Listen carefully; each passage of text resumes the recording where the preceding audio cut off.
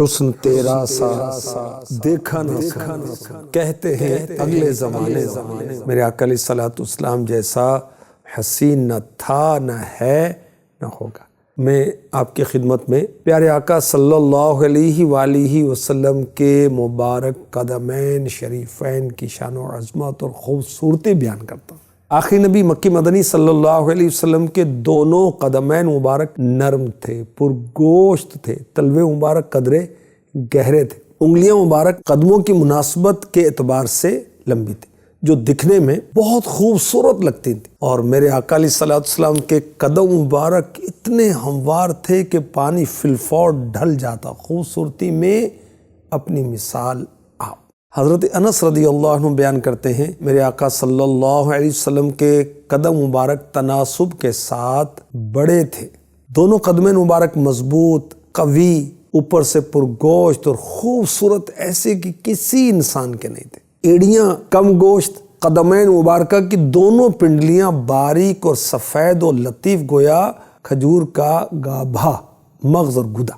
میرے آقا صلی اللہ علیہ وسلم کے پاؤں مبارک تمام انسانوں سے زیادہ خوبصورت تھے۔ صحابیہ حضرت سیدہ میمونہ بنت کردم رضی اللہ عنہا بیان فرماتی، میں اپنے والد کے ساتھ حضور کی زیارت کا شرف حاصل کیا۔ آقا علیہ الصلوۃ والسلام اونٹنی پر تشریف فرما تھے۔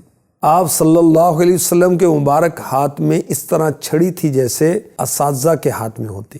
میرے والد قریب ہوئے اور آقا علیہ الصلوۃ والسلام کے مبارک قدم تھام لیے، نبوت کا اقرار کیا، رسالت کا اقرار کیا۔ اس موقع پر پیارے آقا صلی اللہ علیہ وسلم کی مبارک پاؤں کی زیارت کی۔ صحابیہ فرماتی ہیں میں سبابہ انگلی، انگوٹھے کے ساتھ والی انگلی کو سبابہ کہتے ہیں، دوسری انگلیوں کے مقابلے میں اس کا لمبا ہونا اور اس کا حسن آج تک نہیں بھولی۔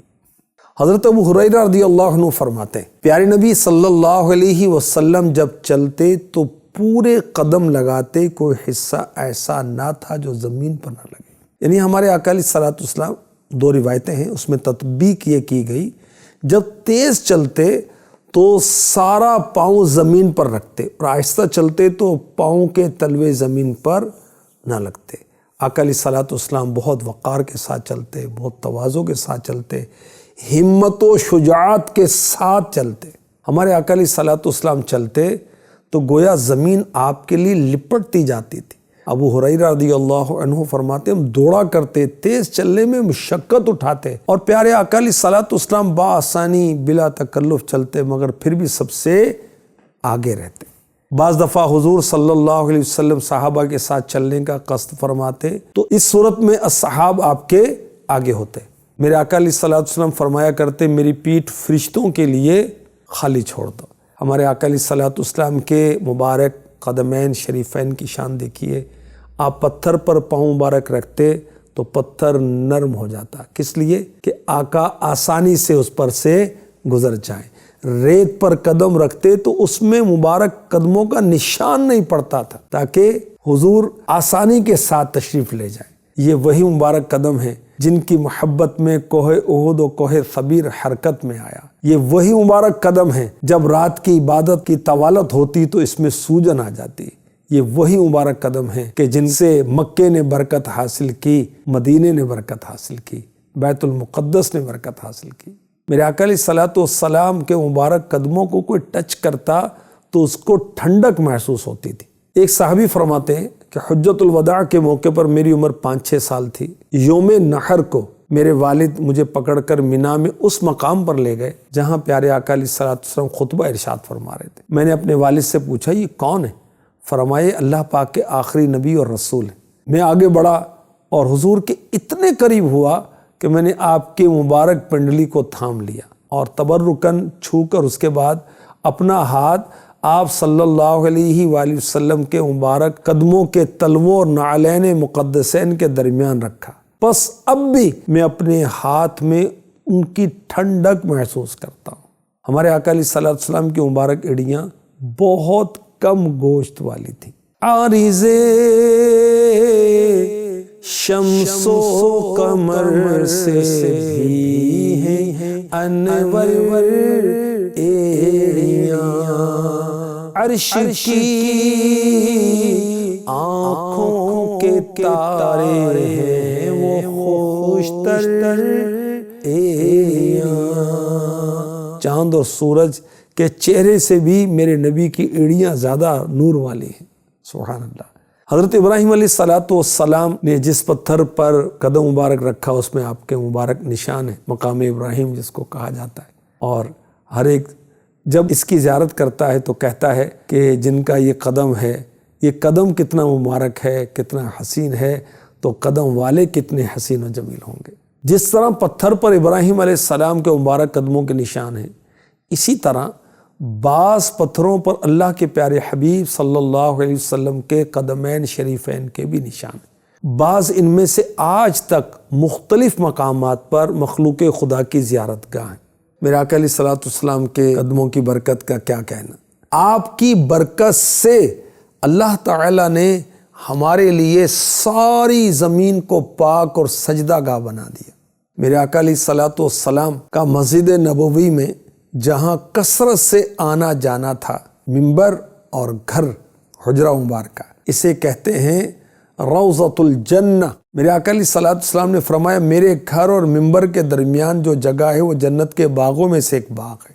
آپ کے مبارک قدم کی برکت سے بیماریوں کا مرکز یثرب دار الشفا بن گیا، مدینۃ الرسول ہو گیا، مدینۃ النبی ہو گیا، مدینۃ المنورہ ہو گیا، اور یہاں کی خاک خاک شفا ہو گئی۔ میرے آقا صلی اللہ علیہ وسلم نے فرمایا قسم ہے اس کی جس کے قبضے قدرت میں میری جان ہے، مدینے کا غبار، مدینے کی مٹی ہر بیماری کے لیے شفا ہے۔ اعلیٰ حضرت نے پیارے آقا علیہ السلام کے مبارک قدموں کی شان کتنے انوکھے انداز سے بیان کی۔ ان کے دو قدم سے سلعائے غالی ہوئی جنا،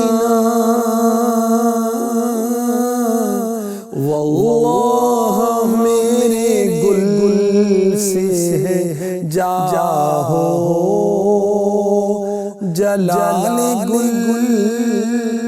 میرے آقا علیہ السلام کے قدمین شریفین کی برکت سے جنت بہت قیمتی جگہ ہو گئی، اور اللہ کی قسم میرے پیارے نبی صلی اللہ علیہ وسلم کے صدقے میں پھولوں کو بھی عظمت ملی اور شان ملی۔ اور میرے آقا علیہ السلام کی راہ گزر کی قسم تو قرآن نے یاد کی، لا اقسم بہذا البلد وانت حل بہذا البلد، میں اس شہر کی قسم یاد کرتا ہوں جس میں آپ رونق افروز ہیں۔ سبحان اللہ۔ شہر سے مراد کیا ہے؟ سرزمین جہاں آقا نے قدم رکھے۔ فاروق اعظم رضی اللہ تعالی عنہ نے بارگاہ رسالت میں عرض کی، یا رسول اللہ میرے ماں باپ آپ پر فدا ہوں، اللہ پاک کے ہاں آپ کا کتنا عظیم مرتبہ ہے کہ اللہ پاک نے آپ کے قدموں کی خاک کی قسم یاد فرمائی، لا اقسم بہذا البلد، کھائی قرآن خاک گزر کی قسم، اس کفے پاک کی حرمت پہ لاکھوں سلام۔ اللہ تبارک و تعالیٰ اپنے محبوب پاک صلی اللہ علیہ وسلم کی سچی محبت عطا فرمائے اور آپ کی اتباع اور اطاعت نصیب فرمائے، آمین۔